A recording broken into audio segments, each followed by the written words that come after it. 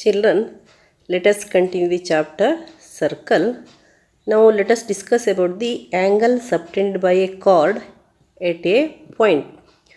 What do you mean by angle subtended by a chord at a point?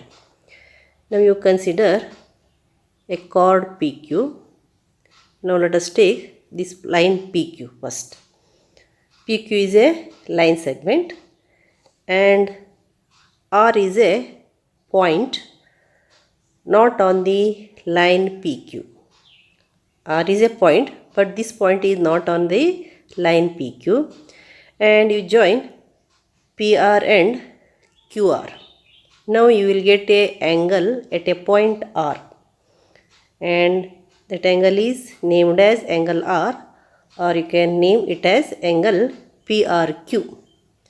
And you can say that this angle R or angle PRQ is the angle subtended by the line segment PQ at the point R. What you can say here? Angle PRQ is the angle subtended by the line segment PQ at a point R. Similarly, you come to the circle.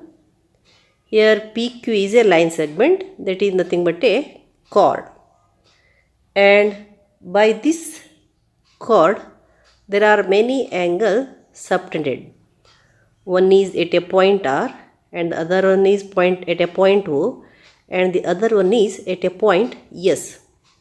Here there are 3 points which are not on the lines PQ. P, O and S are not on the line PQ, and there is an angle made here. See the angle made here, and PRQ is one angle made by the chord PQ, and PSQ is the second angle made by the chord PQ, and one more angle is there. POQ is the angle made by the chord PQ. And here angle PRQ is the angle subtended by the chord PQ. Similarly, angle PSQ is the angle subtended by the chord PQ, and also this angle POQ is the angle subtended by the chord PQ. And what you can observe here, this angle PRQ and angle PSQ are the angles subtended by the line segments on the circle, and angle POQ is the line subtended by the chord at a center. Here angle PRQ and angle PSQ are respectively the angles subtended by PQ at the point R and S, and you know that R is on the major arc and S is on the minor arc. Chord divides the circle into 2 arcs. Here this is the major arc and this is the minor arc, and R is a point on the major arc and S is a point on the minor arc, and so you can say that angle PRQ is the angle subtended by the PQ on the major arc, and angle PSQ is the angle subtended by the same chord in the minor arc. So angle PRQ and angle PSQ are respectively the angles subtended by PQ at points R and S on the major and minor arcs PQ. Now let us examine the relationship between the size of the chord and the angle subtended by it at the center. Here this is the angle POQ. This angle POQ is the angle subtended by the chord PQ at the center O. Now let us verify the relationship between the size of the chord and the angle subtended by it at the center. You may observe by drawing different chords of a circle and angle subtended by them at the center. That the longer is the chord, the bigger will be the angle subtended by it at the center. As the length of the chord increases, the angle subtended by the chord at the center also increases. As the length of the chord decreases, the angle subtended by it at the center decreases. Then what will happen if you take two equal chords of a circle? And also we can observe the figures. See the figure here. Children, you draw two or more equal chords of a circle and measure the angle subtended by them at the center. Now, the chord AB, chord CD and chord EF are equal. And measure the angle AOB and angle COD and also angle EOF. Here you have drawn that AB equals CD equals DE. Then you can verify that these three angles are also equal. That is, angle made at the centers, angles made at the center by the chord AB is angle AOB, and angle at the center made by the chord CD is angle COD, and angle at the center made by the chord EF is EOF. And if you measure them, you will get equal measurement. Therefore, you can say that angle AOB equals angle COD equals angle EOF. Then what you can conclude? Equal chords of a circle subtend equal angles at the center. So you write that equal chords of a circle subtend equal angles at the center. Then you write here in the figure,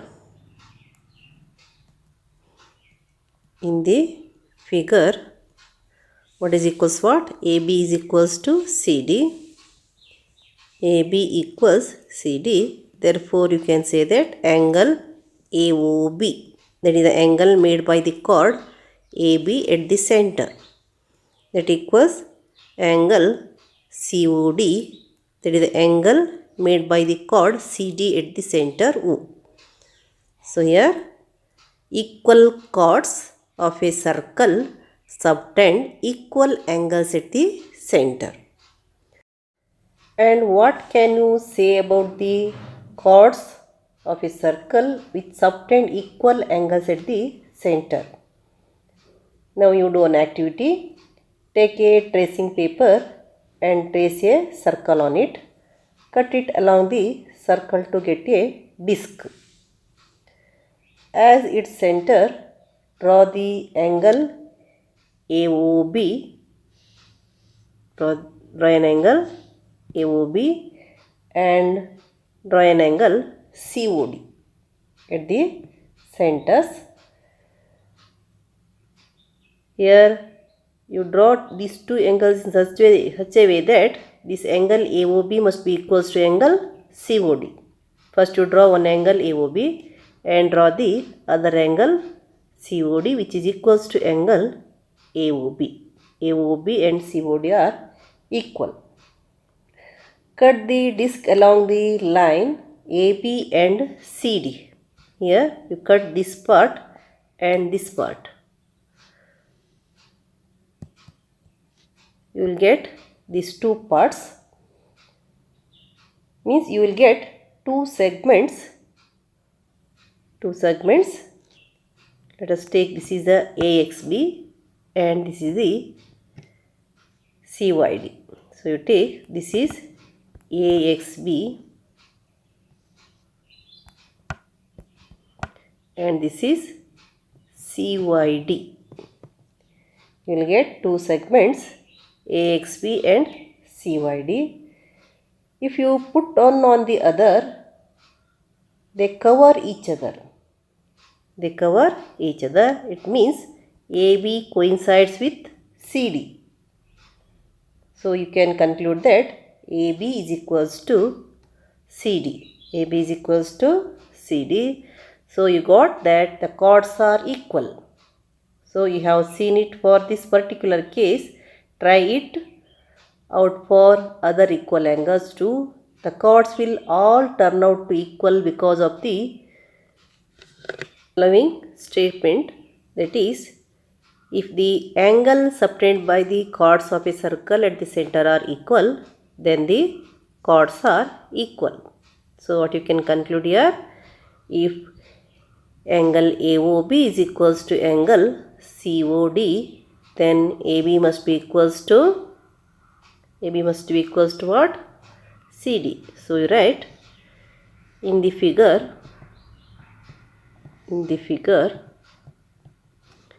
if angle AOB equals angle COD,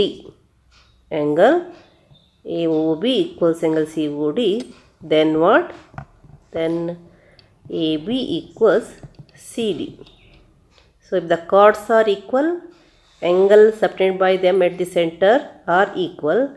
If the angles subtended by the chords are equal, then they are equal chords. So here the statement you can write one more statement.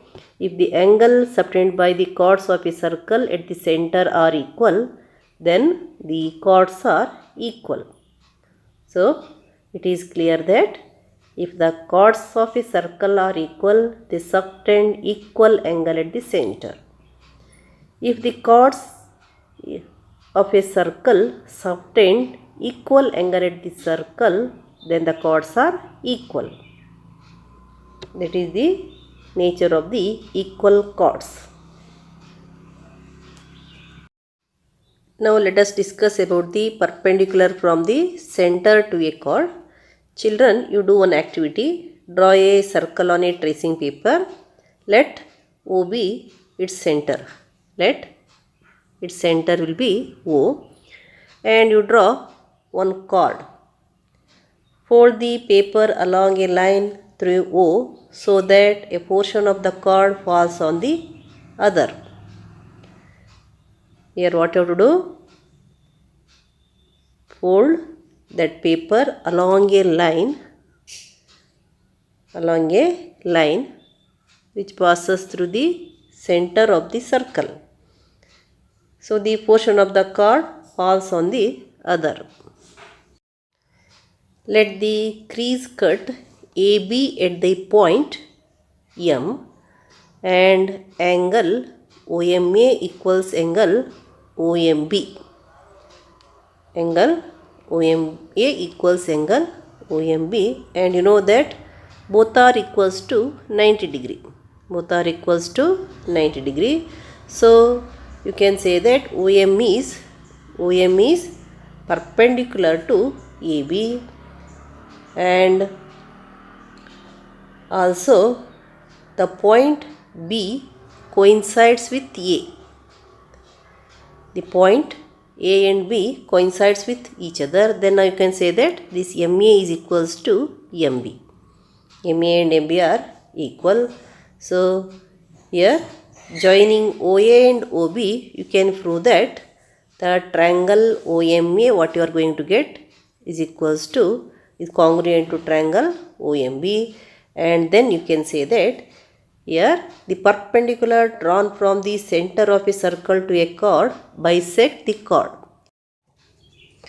Therefore you write that the perpendicular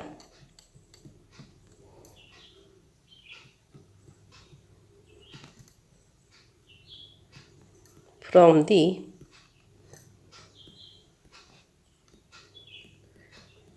center of a circle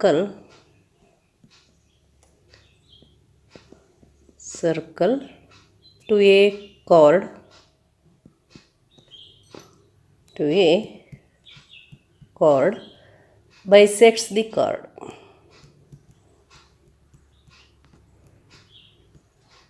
bisects the chord. So what is the statement here? The perpendicular drawn from the center to the chord bisect the chord. Here you know that in the figure OM is perpendicular to AB, therefore you can say that AM equals EMB. The perpendicular OM bisect the chord AB, so AM is equals to EMB. Then what is the converse of this statement? To write this, first let us be clear what is assumed in the given statement. Given that the perpendicular from the center of a circle to a chord is drawn and it bisects the chord. Thus, in the converse, you know that if a line from the center bisects a chord and that line is perpendicular to the chord. So, what is the converse of this here? You know that OM is perpendicular to AB, and if AM is equals to MB, then what about OM? Here you got that if OM is perpendicular to AB, then AM is equals to MB. Perpendicular drawn from the center to the chord bisect the chord.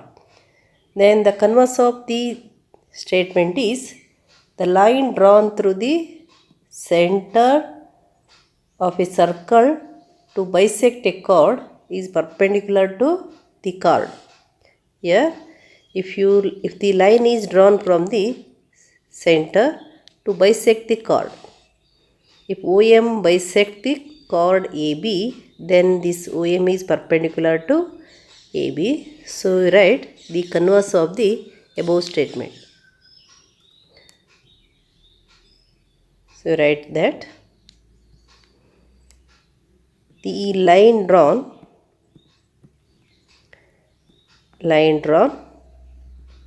through the center of a circle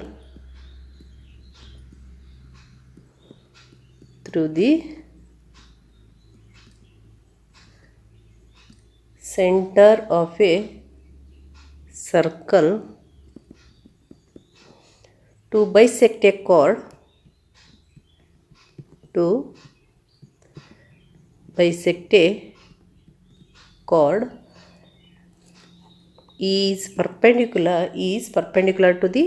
is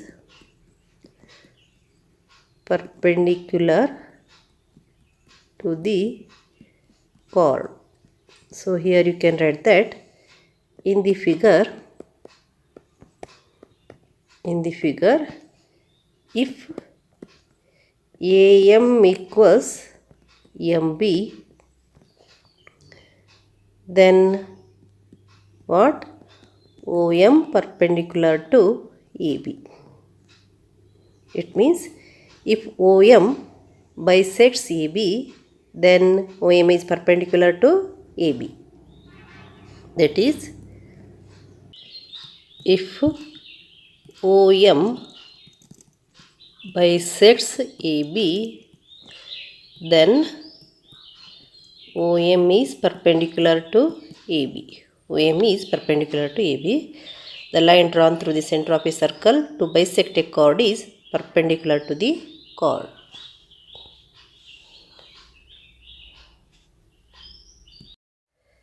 Now let us discuss about the circle through 3 points. You know that 2 points are sufficient to determine a line and 3 points are required to determine a plane. Means there is one and only one line passing through 2 points and one and only one place can be drawn by the given 3 points. And how many points are sufficient to determine a circle? Take a point P and how many circle can be drawn through this point? You see that there may be as many circles as you like passing through this point. You can draw any number of circles passing through this point P. Now you take point P and Q. Take 2 points P and Q. Again try to draw the circle, and how many circles can be drawn here? Again you can draw infinite number of circles passing through the given 2 points. Here you can draw any number of circles passing through these points. And if there are 3 points, how many circles can be drawn to passing through these 3 points? And these 3 points may be collinear, may not be collinear. If they are collinear, if the 3 given points are collinear, can you draw a circle passing through these 3 collinear points? Now let us consider the 3 points A, B and C. These 3 points are collinear. Try to draw the circle passing through these 3 points.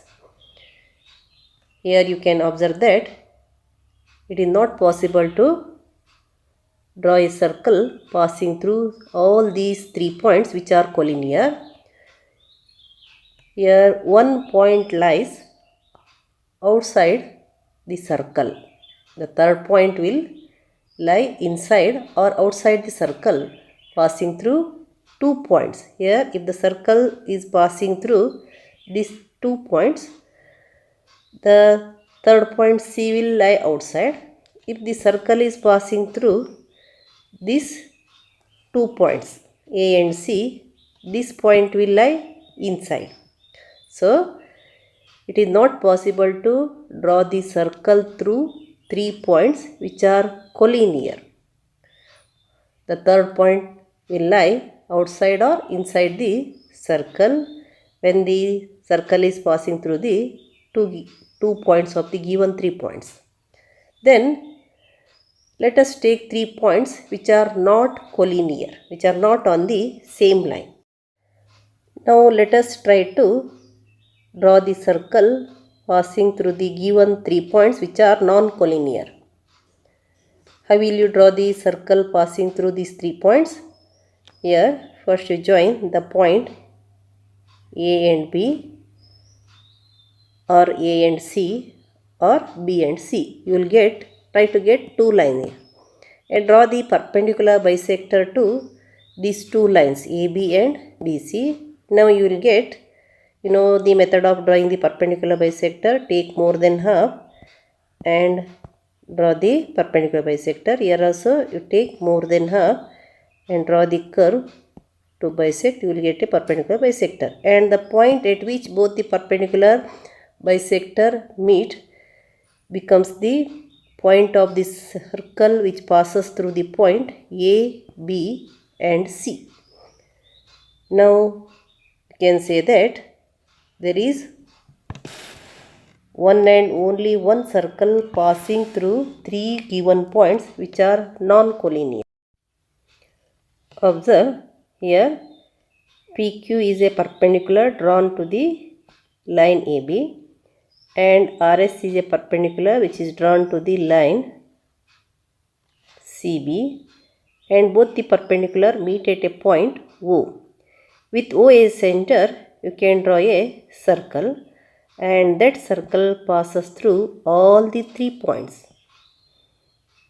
If 3 non-collinear points are given, you can draw a circle passing through all these 3 points, that is by drawing the perpendicular bisector to the line joining these 3 points.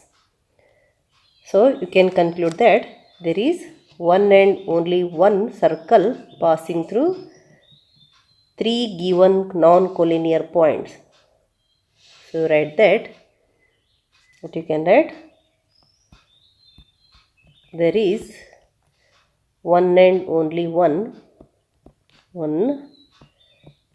and only one circle passing through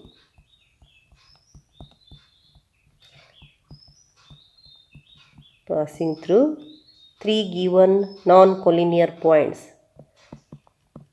3 given non-collinear points. So through given a point you can draw any number of circles, and through a given 2 points also you can draw any number of circle, but through given 3 points which are non-collinear you can draw only one circle.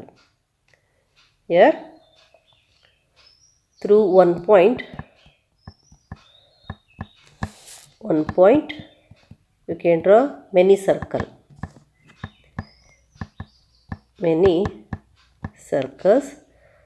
Through 2 points also many circles, and through 3 non-collinear points you can draw only one circle, and through given 3 collinear points you can draw only one circle passing through only 2 points. You cannot draw the circle passing through 3 points. One point lies outside or inside the circle, and you can draw the circle passing through only 2 points. But if there are 3 non-collinear points, you can draw only one circle passing through that 3 non-collinear points. Now let us discuss about the equal chords and their distances from the center. Before that, now let us discuss about the distance of the line from the point. Now you consider, here is a line AB. AB is a line and P is a point which is at some distance from the line AB. Here AB is a line and P be a point, and you can draw infinite number of lines from the point P to the given line, because there are infinite number of points on a line. As there are infinite numbers of points on a line, you can draw infinite number of lines from the point P to the given line AB. If you join these points, so let us consider L1, L2, M, L3, L4, L5. These are the different points on the line AB. If you join that points to the point P which is outside the line AB, you will get the line segments PL1, PL2 and PM, PL3, PL4, PL5, etc. And which of these lines is the distance of AB from P? And out of these line segments, the perpendicular from P to AB, that is the line AM, is the distance of AB from B, distance of AB from P. So you can say that the length of the perpendicular from a point to a line is the distance of the line from the point. These are not the distance of the line from the point P, but only the perpendicular. Perpendicular is the distance of the point P from the line AB, or distance of the line AB from the point P. So what is the distance of the line from the point? That is the length of the perpendicular from a point to a line. Length of the perpendicular from a point to a line is the distance of the line from the point. Then what is the distance of a line from the point? Write that the length of the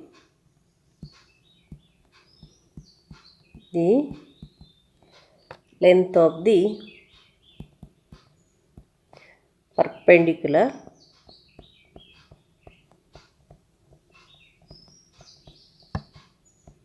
length of the perpendicular from a point to a line, from a point to a line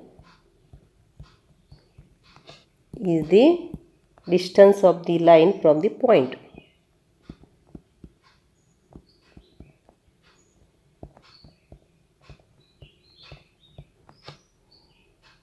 From the point. From the point. So in this figure,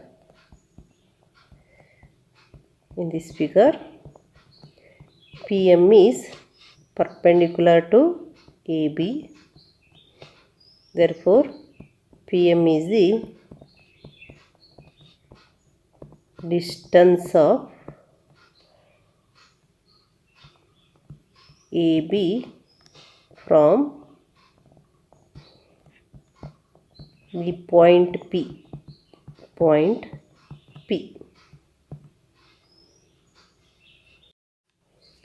Now about the distance of the chord from the center.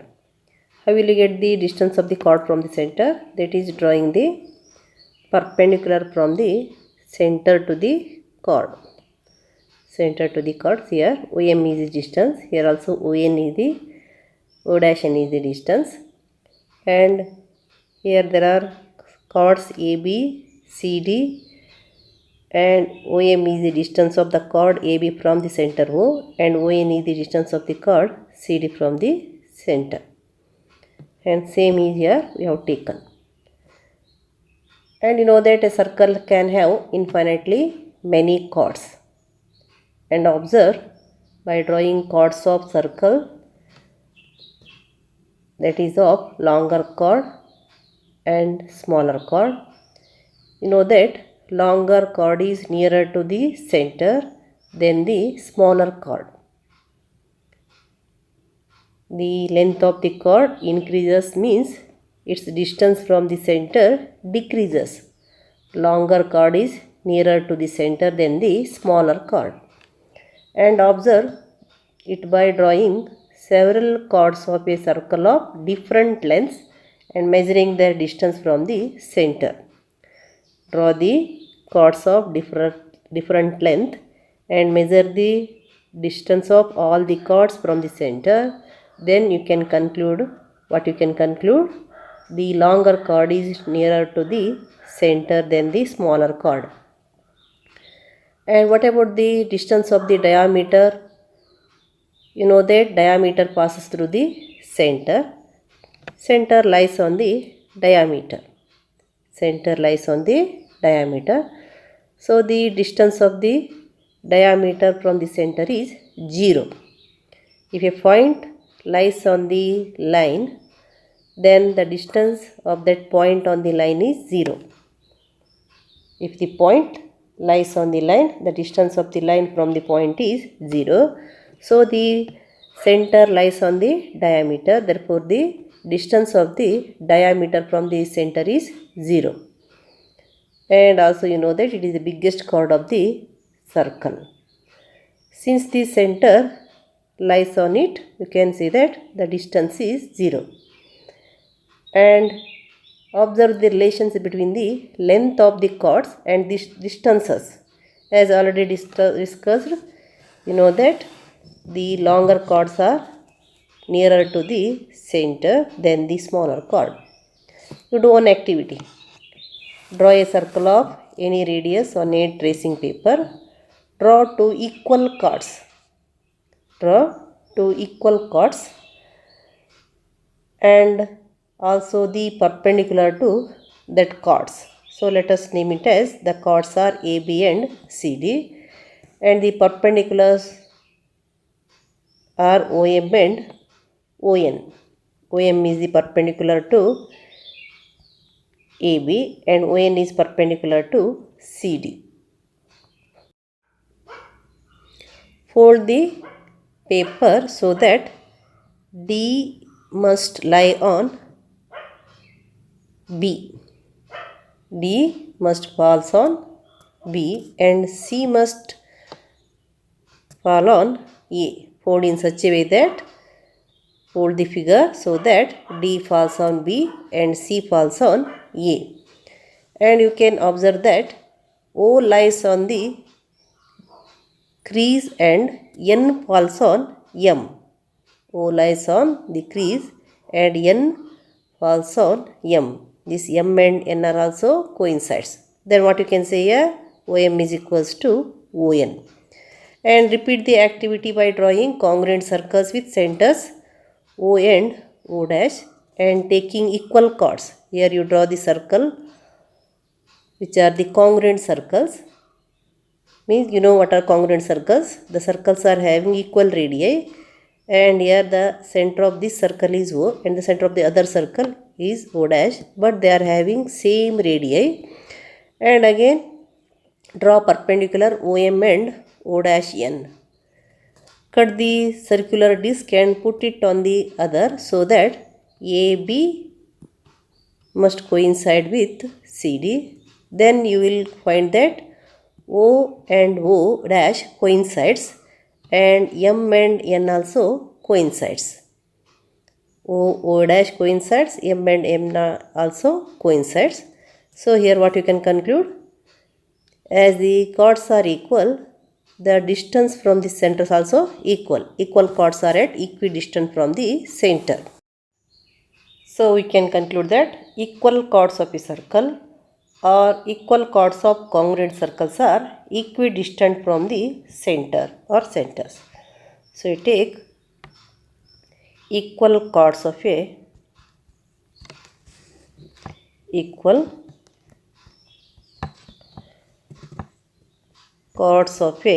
circle or of congruent circles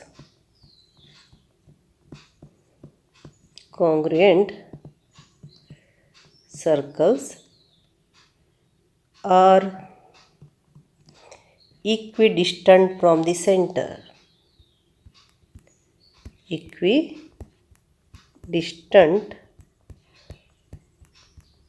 from the center. So if they are congruent circles, different circles, you can write or centers. So what you can conclude here? Equal chords of a circle are equidistant from the center, or equal chords of a congruent circles are equidistant from the centers. Now what about the length of chords which are at equidistant from the centers? For this, draw a circle with center O. From the center O, draw two line segments OL and OM of equal length, and they are lying inside the circle. Then draw chords PQ, and here OL and OM are equal, they lie inside the circle here, and draw two chords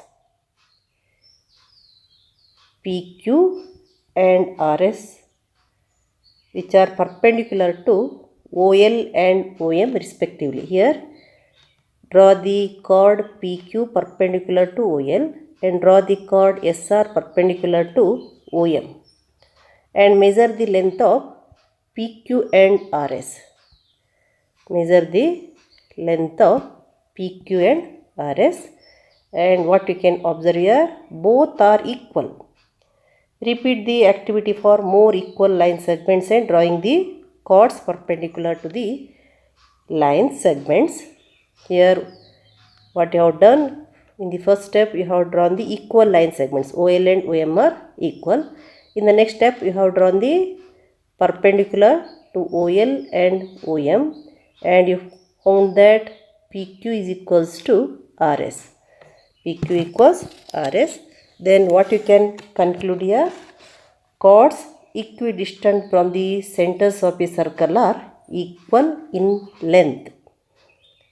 If chords are equal, they are at equidistant from the center. If the chords are at equidistant from the center, they are equal. So you write that chords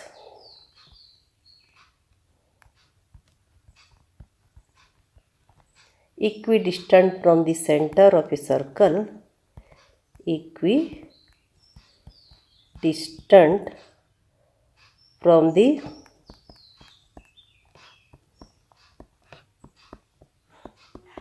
center of a circle are equal in length, are equal in length. Chords equidistant from the center of a circle are equal in length. So here OL equals OM, then PQ equals RS, or if PQ equals RS, then OL equals OM.